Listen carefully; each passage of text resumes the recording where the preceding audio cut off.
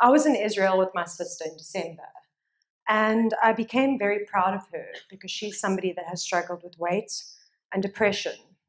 She's lost 22 kilograms. And I asked her, I said to her, Dominique, what made you decide to lose the weight? And she said to me, Alexa, at the age of 19, I asked myself if this was the best version of myself I could be. And I decided it wasn't. And I decided to change that. We can change our realities by changing our stories. Another person that comes to mind is my aunt. She was diagnosed with stage 4 breast cancer 10 years ago. The doctors gave her 1 year to live. Within 6 months, the cancer had spread to her bones. Today, she is still alive. So what is a story? A story is an account of events, either fact or fiction, told by people. A story either normally has a beginning, a middle, and an end. Stories create identities. They're embedded in every aspect of our lives. When we wake up in the morning and we brush our teeth, we go to breakfast, then we go to work. That's a story. Our lives are a continuous story.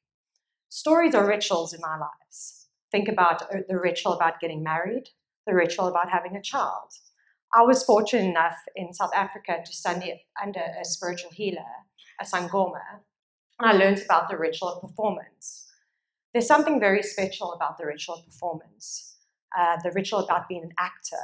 You take on the emotions, you take on the identity of another person, another human being, and there's something very powerful in that, and also very painful, very compassionate in that.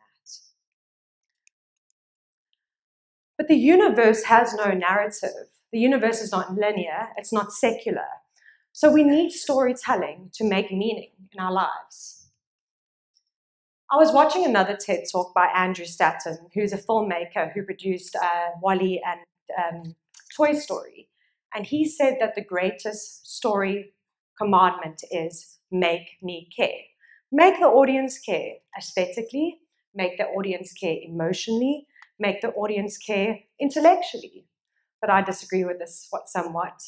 It's not about making the audience care. It's about making the audience relevant. I keep on going back to the last slide. So I've broken down relevant stories to 5 stories: science, fiction, myth, fact, and psychology and coaching. Let's start with science first. Everybody's familiar with the scientific method. Define a question, do background research, construct a hypothesis, test the hypothesis by conducting experiment that produces empirical data, analyze this data, publish your results, and obviously you do peer review tests. Yes, I'm going through a thesis at the moment, hence the existential crisis. But science and fiction are related. People say that art and science aren't related, but I disagree again.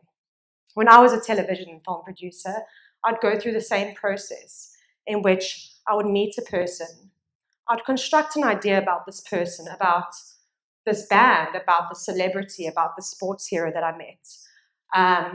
I would do background research about this person.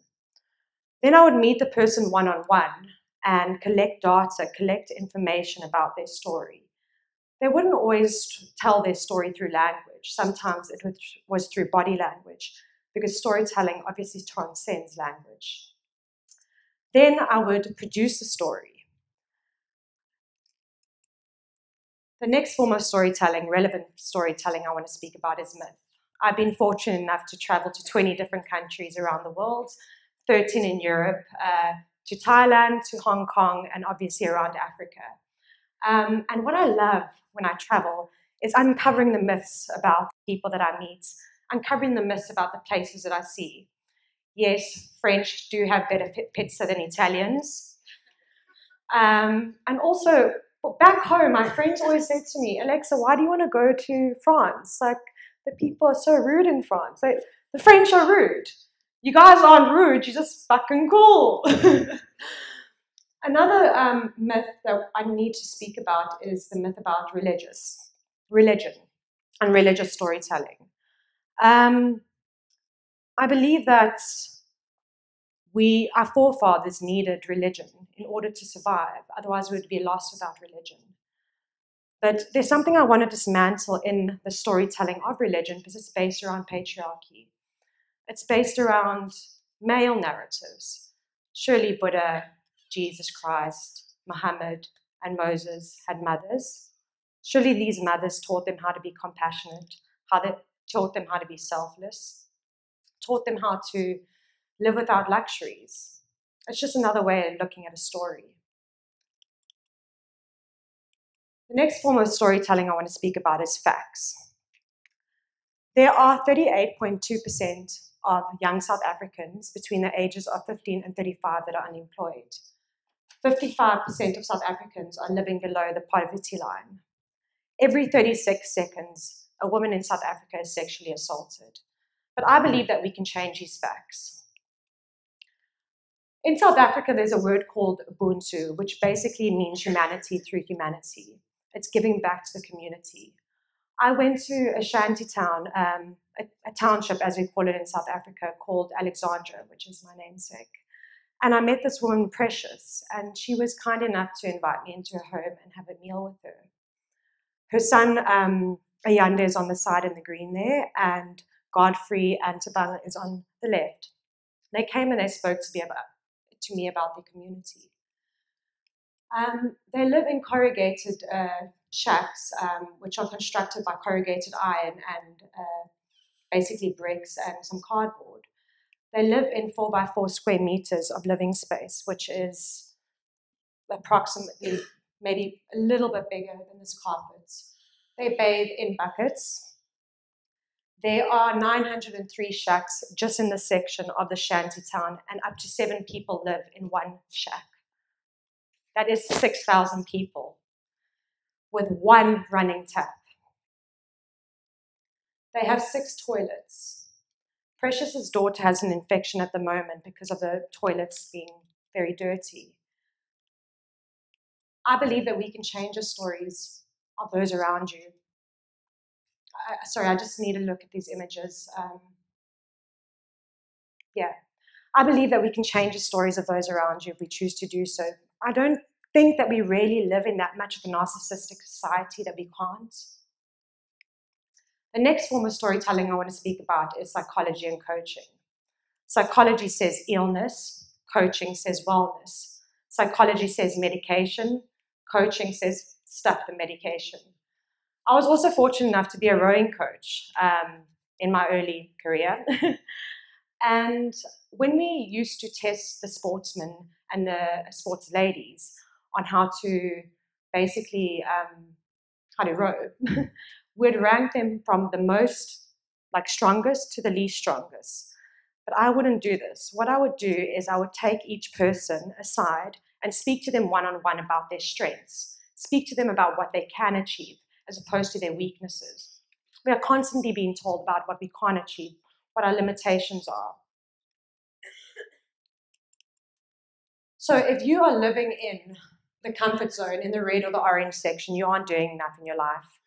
I was a little bit apprehensive about speaking tonight, but I decided that I was going to get out of my comfort zone, go on stage, and do it.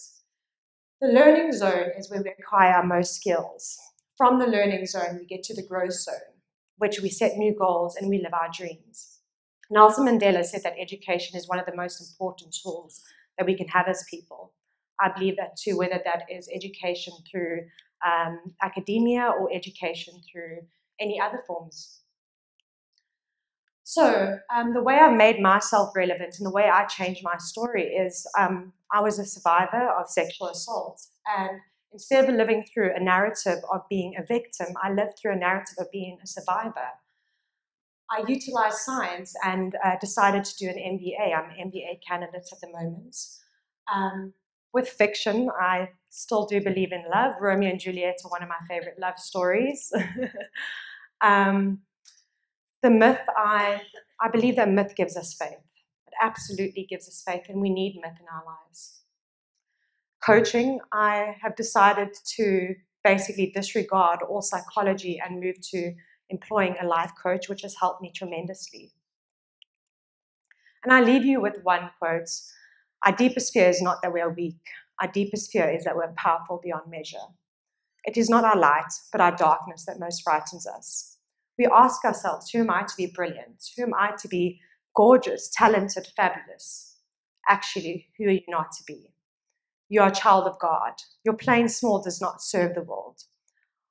As we are liberated from our fear, our presence automatically liberates others. So do yourself a favor and change your story and change the story of those around you. Thank you for having me.